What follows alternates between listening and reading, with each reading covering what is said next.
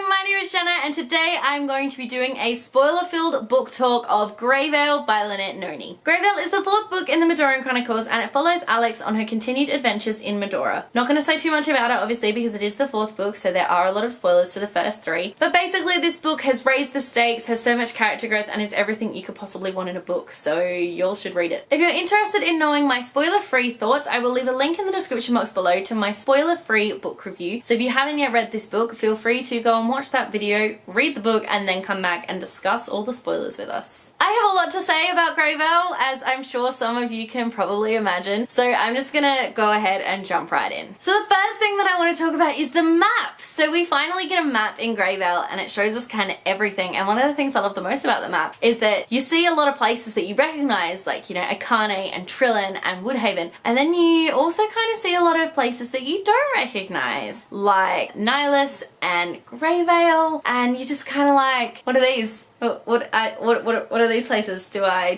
know about these? Do I get to know about these? It just kind of makes you think about what's going to happen in this book, and it definitely gives you a little bit of an idea without kind of telling you too much. And also, all fantasy books should have a novel because it helps you to kind of know where everything is and what's going on. So yay for maps. Also, I think I said all fantasy books should have a novel. I meant all fantasy books should have a map. So you all knew what I meant. Now let's talk about the beginning of the book. So things have definitely gone back to normal in kind of an extreme way after the events of Draekora. Obviously, during Draekora, Alex goes back into the past and learns how to free Jordan from the claim that Avon has on him, and so she does, and now this book begins with them going into the food court of all places. It's a stupid idea, like, they're so stupid by doing this, but basically Alex just like waltzes Jordan into the food court. Everyone else has like no idea that anything's wrong, obviously, because, you know, like it's just been break. I mean,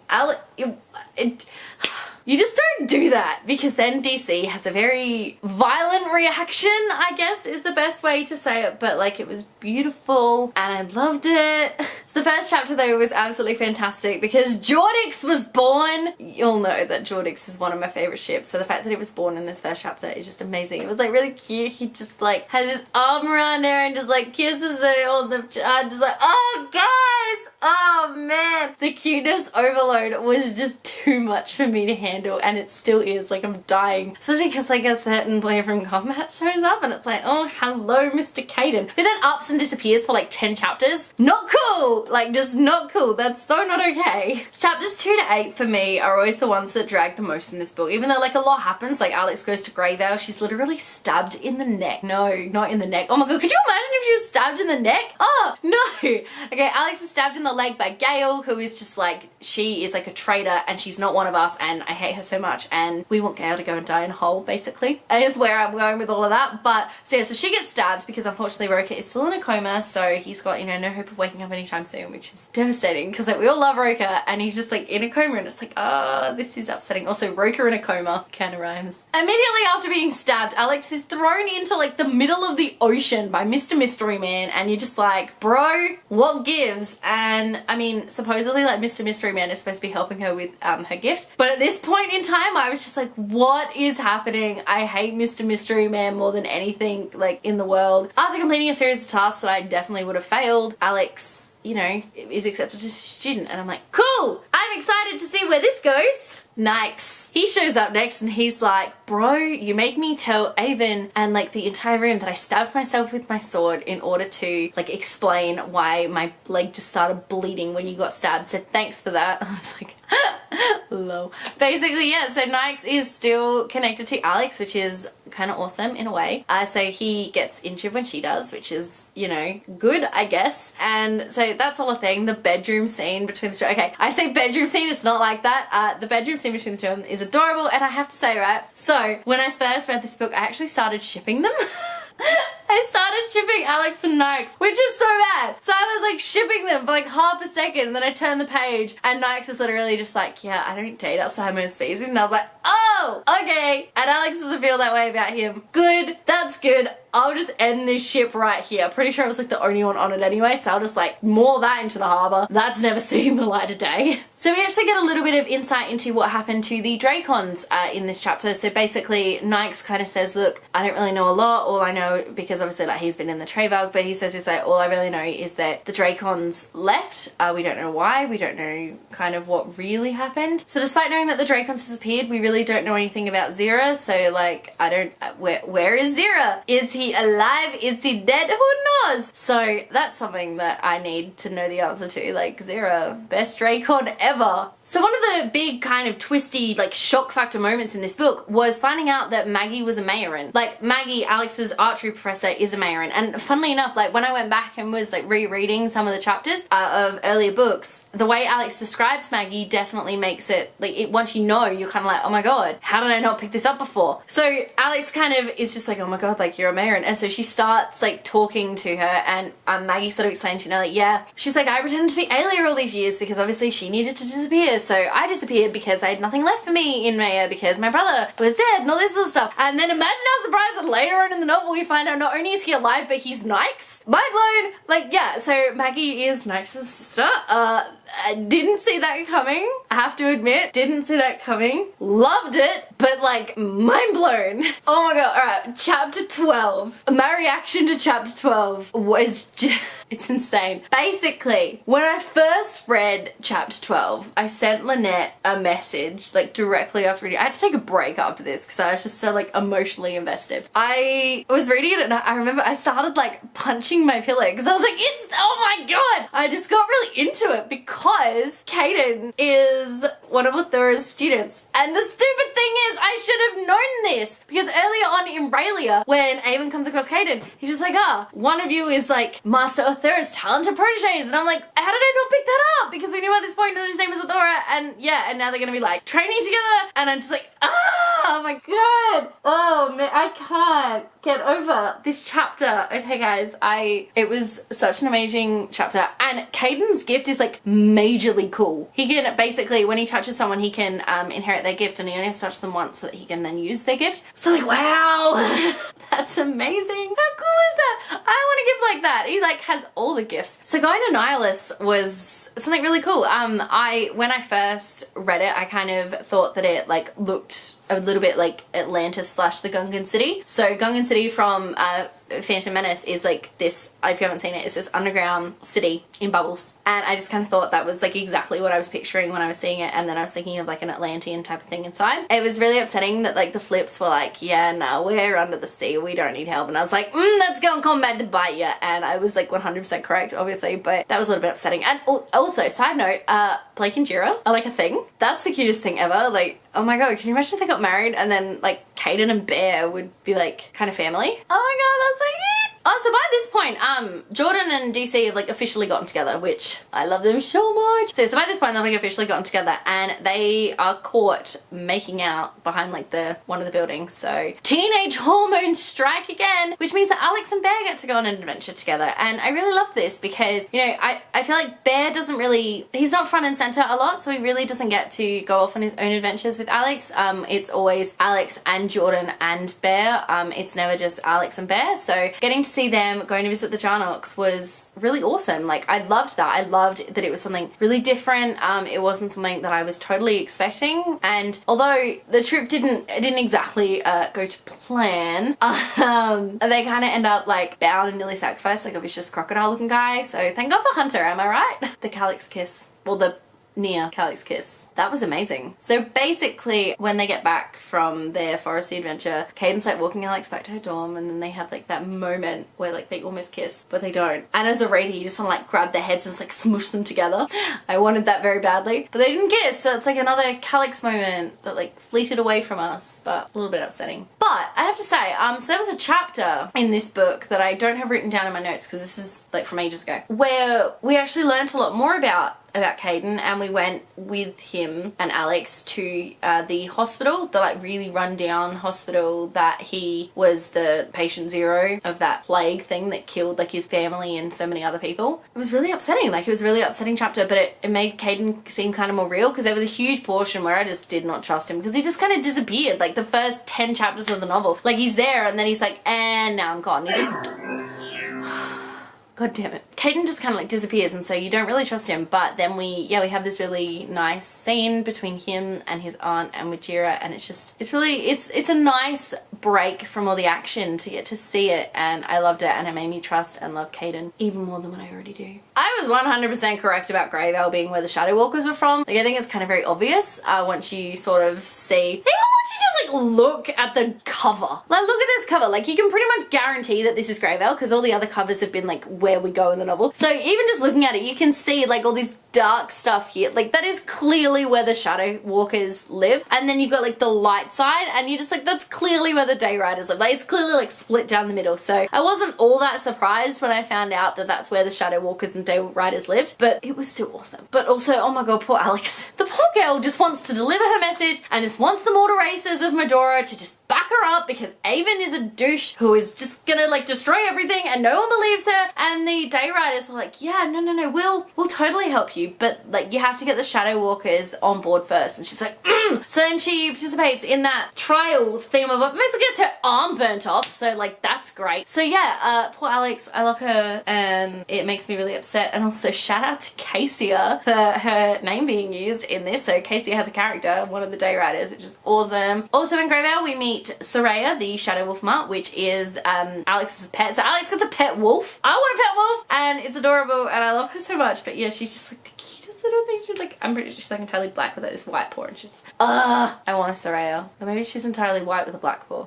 Either way, she's like one solid colour, and then she's got like this one paw that's the other colour. So in this book, we find out that Avon is eating Mayron hearts. When reading Draekora, right, I loved baby Avon. I really came to love him. I wanted a redemption arc for this boy. There's no redemption arc. You can't come back from eating hearts. You really can't. You can't come back from this. So this is where Nyx finds out that Alex actually isn't planning on killing Avon, which is something really interesting because up until this point, I kind of assumed she was going to kill him. Like, it's kind of, you know, like a Voldemort situation, like, you know, neither can live while the other survives. But as soon as the words came out of Alex's mouth that she was not going to kill him, I kind of went, you know what? Of course she's not. Alex would never kill anyone. Like, that's not in her nature. So I'm really curious about what she's going to do, but it does make sense. And also Nyx was not happy about it. I mean, like, I wasn't really happy about it either because, like, the man is eating Mayron hearts. Like, that's so not okay. Caden, when he, like, introduces himself to Alex's parents, that is the most awkward thing I've ever seen in my life, and it was beautiful. I loved it, but I still have to say, Alex's parents are just too odd for me. Like, I get that Lynn didn't want to just, like, you know, kill them off or just have them, like, out of the way still on Freya, but they're just weird, and I don't really like them. I feel like they're really too chilled out at times too. Like, I mean, if I came home after being missing for the past, like, 8 months and was like, oh yeah, I was in another world where there's this crazy psychopathic guy who's, like, really trying to kill me, I think my parents would be a little more worried. Even if they went and talked to the headmaster of that school on a different world, I'd be like, yeah, no, I don't know, maybe my parents would be a little more concerned. I don't know. Jack and Rachel just kind of aren't, and I'm like, okay, cool, you guys can probably die now. So the rest of the novel was kind of a bit of a blur because everything just started happening and the pace was picking up and it was all so exciting. So Alex gets dragged out of her bed in the middle of the night to Lady Mystique, who's like, hello Alex, I'm still alive, don't mind me. And she's basically just like, you need to win this trial because you need to get the Shadow Walkers and the Day Riders and everyone else to join together because, like,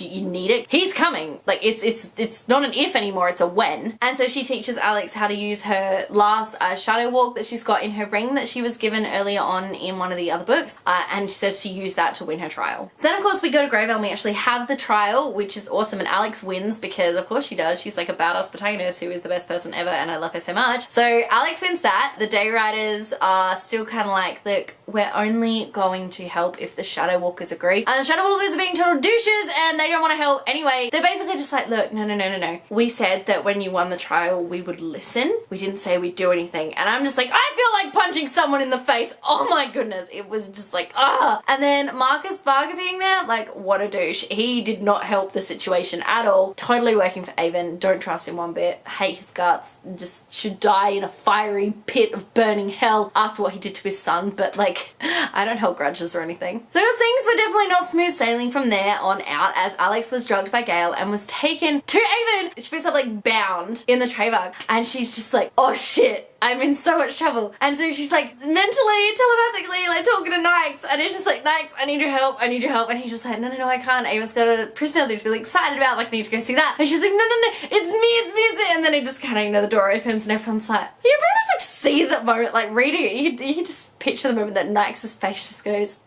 oh god, we're in so much trouble. So that happened. Tears were falling when Nyx is like stabbing Alex, because he said to her, he's like, look, I can't stab you anywhere that Avon's gonna notice that I bleed too, so this is gonna hurt. And that scene just tore the emotions out of me. I mean, who does that with this dad? Yeah. Yep.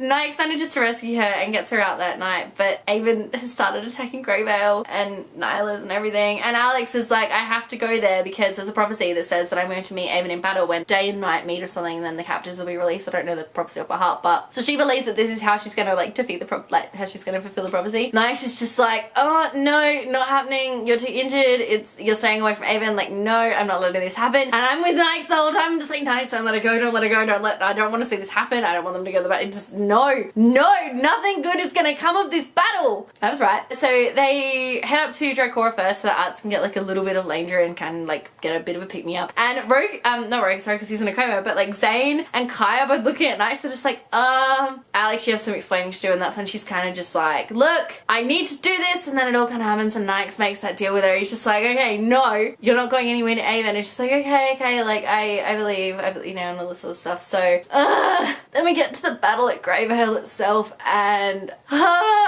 every time I think about this battle I like cry because it's really emotional. Yeah, I mean, it is kind of cool that like we get to see Alex in action for the first time in a battle, but like she shouldn't have been there, and like shouldn't have been there, and Bear's dad shouldn't have been there, and no one should have been there, and everyone should just be at home making daisy chains because like that's what they should be doing. So like one of the horrible things to happen in this is William dies and Bear watches, and it's not okay. It's not. I'm trying to think of like a word that I can say to make it okay, but nothing about it is okay, and it makes me really, really upset. So that's a thing that happened. And Lady Mystique died, not exactly expecting, and when of course she does, it means that like whatever spell or whatever she had to cloud everyone's mind that Alex was Aelia is gone. So Avon realizes who Alex really is, and he's just like, oh, no way, I killed you like all the way back like thousands of years ago. How are you here? You are human, you piece of garbage. And so he like starts attacking her, even though she like really, was like, I can't do this. So they're attacking each other, and like she's gonna die, and then Knight steps in front of her and just like, yeah. So like I'm reading from my notes, and I was really emotionally compromised when I wrote them. And basically I'm just like, Avon was stabbed by like Avon's dark knife, and it's one of those knives that like is like hella poisonous to Mayron, like even more poisonous than Heroa blood. And so like Alex like immediately gets Soraya to take them to the top of like Mount Padris, like on top of where they like been fighting, like on top of the academy, and Nyx like dies. I mean, what? No, so Nyx dies. Give me a minute to get like my train wreck of emotions under control here. Like he died. What? I literally, it's one of those things where you're like, it makes sense, but my heart bleeds. To be perfectly honest, like part of me was expecting it. Nyx was actually at the top of my list of people who I thought was going to die during these books, but that doesn't make it okay. Worst part, of course, is I've known about this for forever, since before everyone met him in Draekora. So like I've known about it forever. And now everyone's messaging me like, it's not okay. I'm like, no, I'm not okay either. It doesn't get any easier. I'm so sorry. Alex ending up in Trillin, and then having to listen to all those douchebags talk without saying, I told you so, is heartbreaking. And just, you can see that she is just drained emotionally, physically. She does not want to be there. So she's basically just stands up and is like, excuse me bitches, call me back when you've actually got something to tell me. So she buggers off to the library where she's found my Kaden, who's just like, hey, so I have a note for you from Nyx. And I'm like, oh, just when I had my emotions under control, literally that was like the moment I had my emotions under control, and then the letter came, and like the first word was kitten, and I was just like, sob of emotions, was not okay. And then you know how Alex has to like read the word through like 3 times from like the K all the way to the end. I actually did the same thing before I could get continue reading the letter, which is so sad. So I read the letter, sobbed, and then Caden comes back and is like hugging Alex, and I was like, I need someone to hug. I had no one to hug, so I was just sitting there alone sobbing, being like, why? So Athora shows up, and it's revealed that he's actually Tia Oren, and so was Lady Mystique, and it's like, okay, rightio. And he's just kind of like, yeah, so get your butts up, you're going to Tia Oris. I'm sorry, but what? So we leave this book on a massive, massive cliffhanger of Caden and Alex walking through a doorway in the library to go to Tia Oris, and I'm left like sitting there being like, Alex had no time to process. She had no time to tell anyone where she was going. She's just kind of up and left, and I was like, okay, cool, yep. Love. So, this book destroyed me. I think you can probably tell this book definitely plays with your emotions, but it's so good. Everything about it, just while the majority of it makes my heart bleed, it also makes me smile, and I love every single second of it. This book is my favorite book in the series, despite certain events that shall never be named again. There was like a big, I think there was like 6 or 7 months where Lynn and I were referring to that moment as the moment that shall not be named, because we just couldn't handle it. We were like, no, we can't handle this. So that was a thing that happened. All I can say is that you're lucky that you're having a year between Graevale and Vardasia, or I don't know how long it's going to be. I'm hoping it's only a year, but you'll get some time to process, like emotionally recover. I didn't. I read Vardasia like straight afterwards, so that was a problem, but emotionally recover. I'm not going to lie to you and tell you that things get easier, because when it comes to Nikes, they don't. It's the truth. You're never going to get over it. If he was your favorite character, you're never going to get over it. It's going to be a thing that haunts you for the rest of your days. All in all, I gave Graevale 5 out of 5 stars, and I highly recommend that you read it, although if you have watched this entire video, I really hope that you've read it, because if not, you kind of just did. Thank you so much for watching. Let me know in the comment section below what your favourite part of Graevale was. I would absolutely love to know. If you like this video, be sure to give it a huge thumbs up, and don't forget to subscribe to my channel so you don't miss a thing. Stay random. Bye.